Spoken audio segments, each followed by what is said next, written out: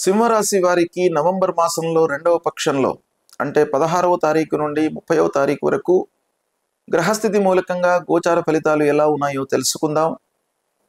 గతంతో పోల్చినట్టయితే ఈ మాసంలో సూర్యుడి యొక్క మార్పు మూలకంగా కొంత పనిభారం పెరిగే అవకాశాలు ఉన్నాయి ఉద్యోగస్తులకు, వ్యాపారస్తులకు, అందరికీ కూడాను. కాబట్టి శ్రమాధికమైనప్పటికీ ఫలితాలు కొంత అనుకూలంగానే కనబడుతున్నాయి. ఇక శుభమూలకంగా ఖర్చులు కనబడుతున్నాయి. అంటే మంచి పనులు చేయడం మూలకంగా మీరు ఖర్చు చేస్తారు. ఖర్చులు తప్పవు కాబట్టి మీరు కొన్ని మంచి పనులలో ఇన్వెస్ట్మెంట్ చేయడానికి ఈ పక్షం బాగా మీకు అనుకూలిస్తుంది.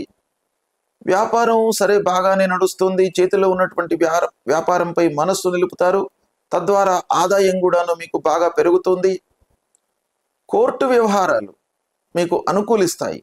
ఎప్పటి నుండో కేసులు ఉన్నటువంటివి ఈ పక్షం లోపల కొంత ముందుకు కదిలేటువంటి అవకాశం బాగా కనబడుతుంది.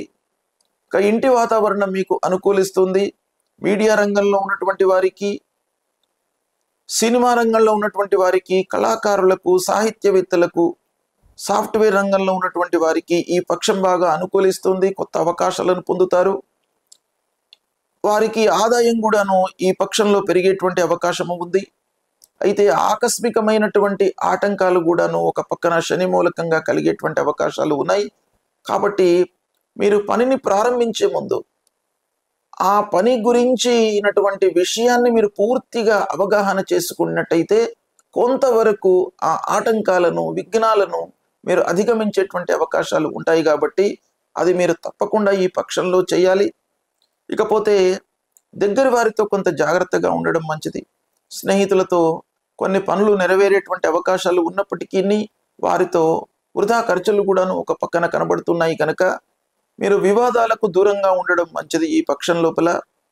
ఇకపోతే ముఖ్యంగా పార్ట్నర్స్తో మీరు జాగ్రత్తగా ఉండండి. వ్యాపారస్తులు ఒకవేళ పార్ట్నర్షిప్లో వ్యవహారం చేస్తున్నట్టయితే పార్ట్నర్స్తో జాగ్రత్తగా ఉండండి. ఆరోగ్యానికి ప్రథమ ప్రాధాన్యత ఇవ్వండి. ఈ పక్షంలో మీకు శని అష్టమ స్థానంలో ఉన్నాడు. రాహువు సప్తమము, అర్ధాష్టమ స్థానంలో సూర్యుడు.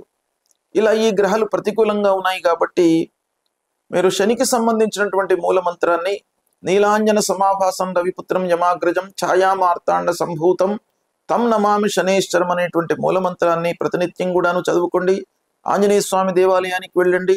ప్రతినిత్యం కూడాను స్నానం చేసిన తర్వాత సూర్య భగవానుడికి నమస్కారం చేసుకోండి. మీకు గ్రహాలు ఏ విధంగా ఉన్నప్పటికీ ఈ భగవంతుడు ఆంజనేయ స్వామి సూర్యనారాయణుడి యొక్క అనుగ్రహము మీకు బాగా ఉంటుంది. కాబట్టి ఇది ఆచరించండి, సత్ఫలితాలను పొందుతారు. శుభం.